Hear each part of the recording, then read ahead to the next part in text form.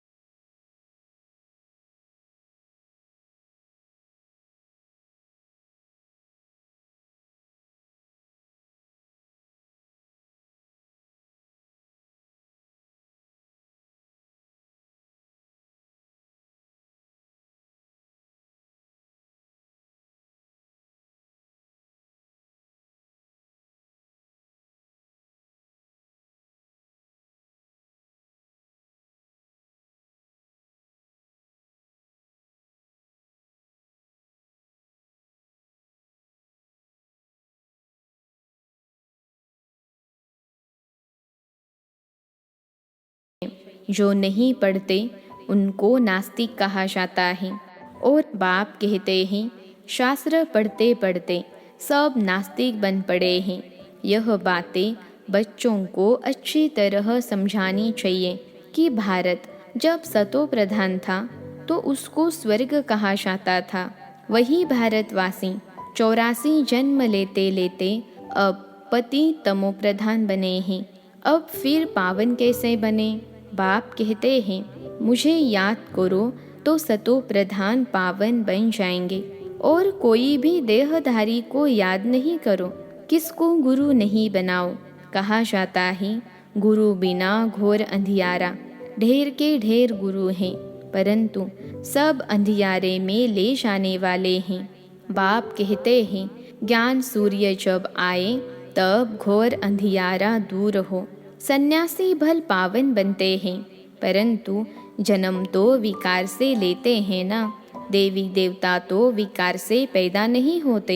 यहाँ सबके शरीर मूत पलीती हैं। बाप ऐसे मूत पलीती कपड़े साफ करते हैं। आत्मा पवित्र बने फिर शरीर भी अच्छा मिले, उसके लिए पुरुषार्थ करना है, अपनी जांच रखनी है। मेरे से कोई बुरा काम तो नहीं होता है। ईश्वरीय कायदे भी कड़े हैं। कोई बुरा काम करे तो उनकी सजा बहुत कड़ी है। कयामत का समय है, सब हिसाब किताब चुकतो करना है योग बल से। अगर चुकतो नहीं किया तो मोचरा खाना पड़ेगा। फिर कहा भी जाता है मोचरा और मानी। मानी तो यानी रोटी तो सबको मिलनी है। मुक्ति और जीवन मुक्ति की मानी सबको देंगे। कोई पास विद ऑनर, कोई को मोचरा।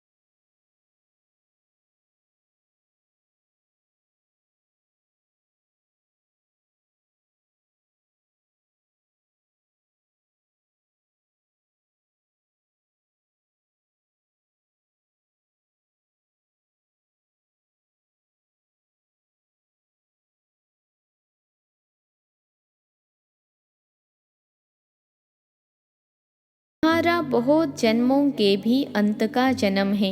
तुम पुण्य आत्मा थे सो अब पाप आत्मा बने हो। फिर पुण्य आत्मा बनना है, अपना कल्याण तो करना है। यहाँ तुम्हें माथा आदि टेकने की भी दरकार नहीं है। सिर्फ बाप को याद करना है। भल यह भी बुजुर्ग हैं, नमस्ते करते हैं। बच्चे घर में घड़ी घड़ी थोड़े ही नमस्ते करते हैं। एक बार नमस्ते किया फिर रिस्पॉन्ड में भी किया जाता है। बाप कहते हैं तुम मुझे बड़ा समझकर नमस्ते करते हो, मैं फिर तुमको विश्व का मालिक समझ नमस्ते करता हूँ। अर्थ है ना, मनुष्य तो राम राम कह देते हैं परंतु अर्थ कुछ नहीं समझते। वास्तव में राम अर्थात शिव बाबा, राम वह रघुपति नहीं, यह राम निराकार है, उनका नाम है शिव बाबा। शिव के आगे कोई ऐसा नहीं कहेगा कि मैं राम की पूजा करता हूँ। अब बाप कहते हैं तुम मंदिरों में जाकर समझाओ कि यह भी मनुष्य थे। तुम इन्हों के आगे जाकर महिमा गाते हो। आप निर्विकारी सर्वगुण संपन्न, हम पापी नीच हैं। यह तन भी मनुष्य का है और वह तन भी मनुष्य का है, लेकिन उसमें दैवी गुण है, इसलिए देवता है। तुम खुद कहते हो हमारे में आसुरी गुण है, इसलिए बंदर हैं। सूरत दोनों की एक है, सीरत में फर्क है। भारतवासी ही सिरताज थे, अभी तो नौताज गरीब भी भारतवासी ही हैं। बाप भी भारत में ही आते हैं। जहाँ स्वर्ग बनाना है वहाँ बाप आएगा ना, कहा जाता है। कलंगी अवतार, कितने कलंक लगाए हैं। अगर और धर्म वाले भी कुछ कहते हैं वह भी भारतवासियों को फॉलो करते हैं। पत्थर बुद्धि होने के कारण मुझे भी पत्थर भीतर में कह देते हैं। बाप को जानते ही नहीं कि बाप इसमें प्रवेश कर भारत को कितना सिरताज बनाते हैं, भारत की कितनी सेवा करते हैं। बाप कहते हैं मेरी तुम ग्लानि करते हो, मैं तुमको स्वर्ग का मालिक बनाता हूँ। तुम कितना अपकार करते हो। रावण ने तुम्हारी मौत कितनी मार डाली है, बुरी गति हो गई है। तब बुलाते हैं पतित पावन आओ, समझानी कितनी सहज मिलती है। फिर भी कई बच्चे भूल जाते हैं, योग नहीं तो धारणा भी नहीं होती है। इसलिए बाबा कहते हैं बांधे लिया सबसे जास्ती याद करती हैं, शिव बाबा की याद में सहन भी करती हैं। भारतवासियों में जो देवी देवता बनने वाले हैं वही यहाँ आएंगे। आर्य समाजी तो देवताओं की मूर्तियों को मानते ही नहीं, झाड़ के पिछाड़ी में टाली है। 2-3 जन्म भी मुश्किल होंगे। बहुत लोग समझते हैं विकार बिना दुनिया कैसे चलेगी। अरे देवताओं को संपूर्ण निर्विकारी कहा जाता है ना, यह भी किसको पता नहीं कि वहाँ विकार होता ही नहीं है। कल्प पहले वाले झट समझ जाते हैं। गायन भी है, भगवानुवाच काम महाशत्रु है, परंतु भगवान ने कब कहा था यह किसको पता नहीं है। अभी तुम बच्चे जगत जीत बन रहे हो, परंतु ऊंच पद पाने के लिए मेहनत करनी है। बाप कहते हैं गृहस्थ व्यवहार में रहते सिर्फ बुद्धि योग मेरे से लगाओ। जबकि बाप के बन गए हो तो बाप से लव होना चाहिए।